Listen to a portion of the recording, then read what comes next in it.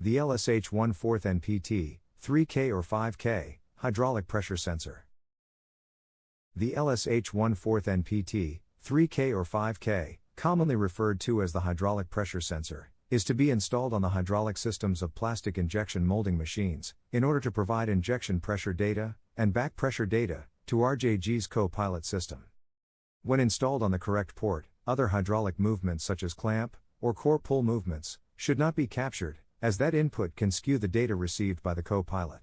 The hydraulic pressure sensor provides a 1/4-inch BSPT male adapter to a 1/4-inch NPT female fitting for installation on the hydraulic system of the injection molding machine.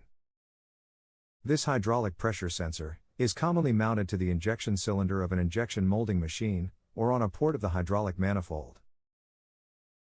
When working properly, the injection pressure curve on the CoPilot system should look similar to this. Thank you for watching this video regarding the installation and use of the LS-H-1 4NPT-3K or 5K hydraulic pressure sensor. For further assistance, please refer to the product manual or contact our customer support department at support@rjginc.com or by calling 1-800-472-0566.